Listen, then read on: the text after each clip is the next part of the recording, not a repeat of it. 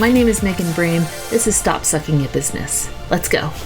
Hey, Megan here. Thank you for joining me again.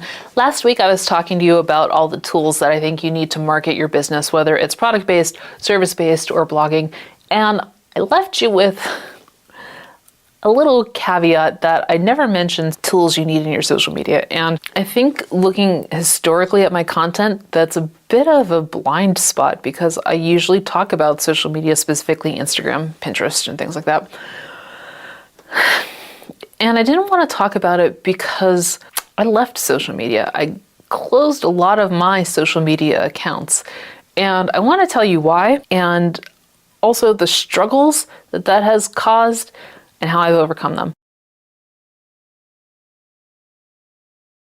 So first, look, everybody knows the importance of social media marketing, including me. I advocate for it. I think that it is a great way to connect with people and create the sales funnel process, getting those touch points, know, like, and trust you. I'm guilty of all of that, and I still believe it despite my own decision to leave social media. For a long time, I have felt, and a lot of this will be specifically about Facebook and Instagram. Twitter is having its own little clusterfluff right now, and we'll see how that goes. But for right now, my decision before was specifically Facebook and Instagram based. For so long, I felt like I had to be on Instagram and Facebook. I had to be there because my competitors were there, and social media marketing is just so critical, right? So I have to be on these platforms, but I hated it. I really hated it. I felt hypocritical being on there because I knew the data that everybody was giving Meta, and it never made me feel good about doing that. I never liked this trade-off that you have to give in order to work with these companies. And to be fair, I get it. It's a free service, which means you are the product, and these places have to make money, right? They not only have to have a profit, but they have to be able to employ tech people and customer service, and they need revenue. So if the service is free, they have to find that revenue elsewhere. I get it. That didn't make it any easier for me to stomach, and I never liked having to give that up and give up my data, and it just never made me feel good about what I was saying. Now, full disclosure, obviously, I'm here talking to you on YouTube, a Google product. I realize Google is not the bastion of data privacy. Fair enough. For me, it became a question of, I don't know, it was still the trade-off I was willing to do to talk to you, if that made sense. On Instagram, I feel like the algorithm is so against you as an influencer or as a content creator that, I don't know, for me, YouTube felt like the lesser of evils, even though that's not really the case. I know, objectively, data-wise, Google Alphabet is no better than Meta, but, you pick the partner you want to dance with. That's a horrible analogy. So I stopped using the ones I hated the most. I stopped using Facebook, I stopped using Instagram, and I didn't actually delete my accounts. And I put a post on my Instagram why I didn't delete the account, because I realize in this day and age, it is way more acceptable to have a dead account than it is no account, especially if you are trying to get someone to trust that you know what you're saying. If I am saying that you should trust me to do your marketing or to help you learn better marketing, and you can't find any other data points about me, that's probably that probably doesn't instill a lot of trust. So that's why I was honest on that last post saying, I'm not going to be here anymore. I realize that it's better for me to have this dead account here than to completely erase it. So that's why this post will stand. And that's what I put. The problems that I have faced with this are ones that I want you to be aware of if you're thinking about doing the same thing. And the biggest ones that have come up is that I have had to find other options for connection. And not only connection for my community, but connection for other communities. Facebook groups are so prevalent everywhere.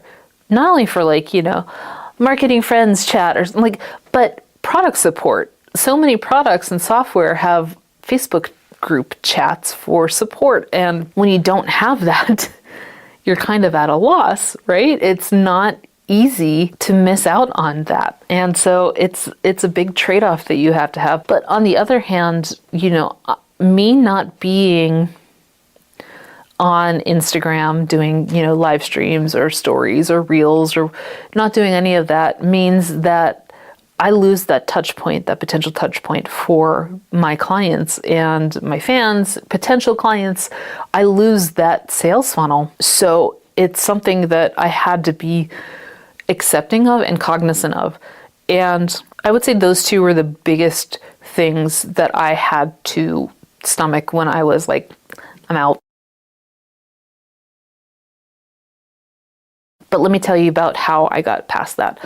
One, with regards to the connection part, it is what it is. I email if I need support from an app, and if they say our Facebook group, I'll say I don't have Facebook. It is what it is with that. And I think that, we saw it in that Pinterest video that taking a break from social media was trending and was starting to rise, which makes me think, again, that means people are starting to move away from social media. So I can't be the only one that's having this problem with Facebook groups. And I think that the more people advocate for saying, yeah, I love your software, or, I have questions, whatever, but I'm not on Facebook, the more businesses hear that, the more they're going to move away from Facebook groups. So you just have to be the unfortunate pioneer in this world. That's what I've had to deal with that way. In terms of the Instagram touch point, or Facebook touchpoint to a lesser extent. One, Facebook wasn't one of my highest converting social media platforms anyways, so it's not like it's a huge loss for me. Two, I started instead really focusing on the things that I enjoyed doing marketing-wise. For me, that's SEO, Pinterest, and talking to you here on YouTube. Also my podcast to a lesser extent, but that's on hiatus right now while I get all of my stuff back, all of my ducks back in a row. So if I can divert the frustrated energy that I put towards Meta into positive energy on the platforms I like, that's going to not only work out better for me conversion-wise, but it's going to be a better connection for me with people like you, who I can talk to in a way that I enjoy, which makes me more confident, more relaxed, and makes you, hopefully, like my content better than me just posting every day on Instagram because I feel like I have to. That's not fun. And granted, okay, business isn't going to be fun 100% of the time, but it doesn't have to be miserable either. It can be what you need it to be. And for me, it needed to not be wasting my time on Instagram. What I've really focused hard on is answering better questions through my SEO. A lot of my blog posts now are questions that I have found need answered and aren't being really tackled. I found that a lot of people are really interested in learning more about traditional marketing, like go-to-market strategies, things like that.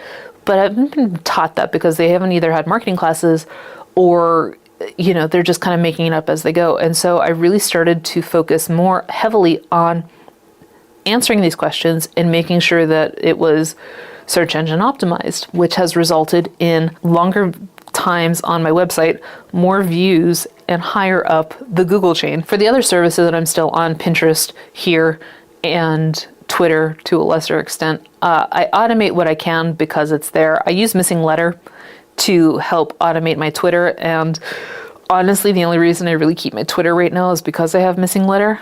I might have to just decide to let that go too.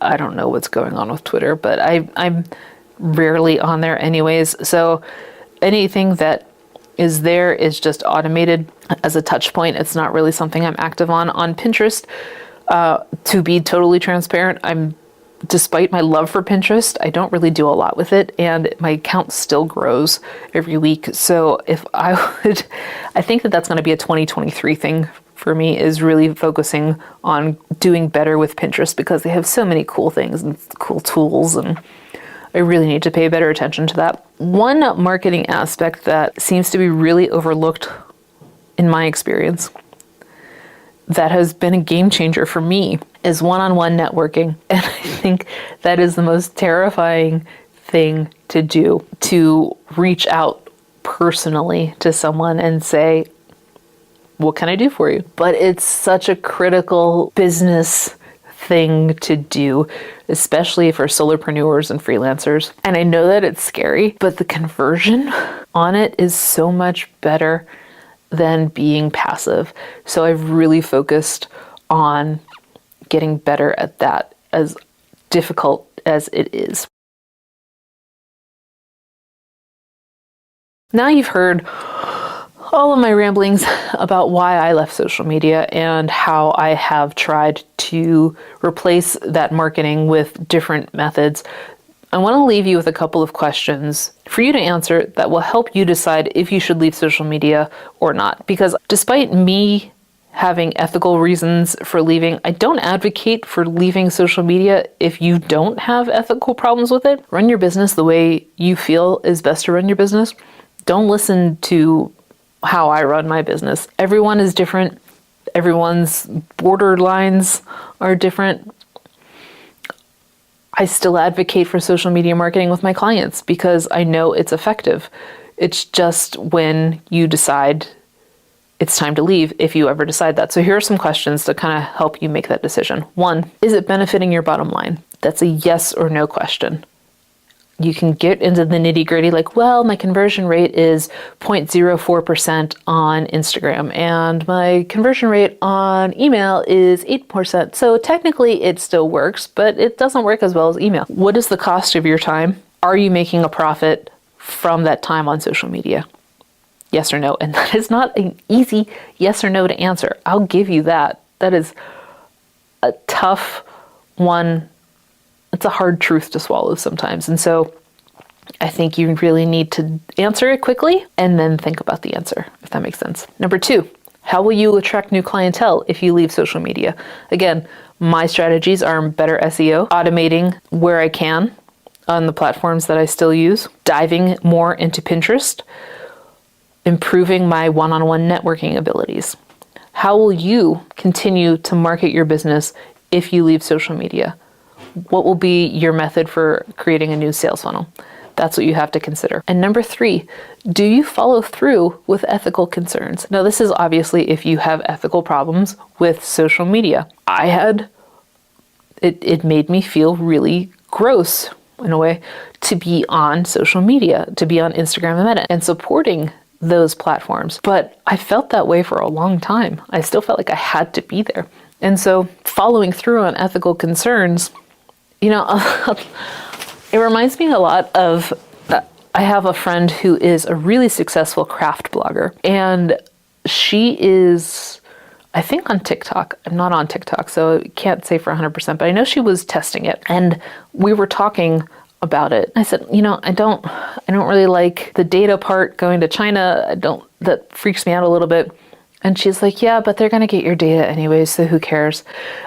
And I understand that opinion. That's what I kind of think of when I think of that question of, do you follow through on ethical concerns? If you're like, look, I know they got my data, but I'm making brand deals on here, then fine, don't leave social media. If you are really bothered by it, then, you know, start making a plan, but don't feel like you have to just because you have ethical concerns. It's up to you to decide, again, how your business is run. So that is my reason for leaving social media. Will I continue to keep culling my platforms? I hope so, because it's a pain in the ass, especially now with Elon taking over Twitter. It doesn't look good. And if Pinterest ever starts sucking, then I'll have to get rid of that too. Then it'll just be me and you on YouTube until I get over that. And then I'll just be screaming into a void. I don't know. Drinking a lot, maybe. I don't know. Have you thought about leaving social media, or have you left social media? I'd love to know what your strategy was. If you can leave a comment and let me know what was the tipping point that made you decide it was time to go, or is making you lean in that direction. Leave a comment and let me know, and I'll see you in the next video.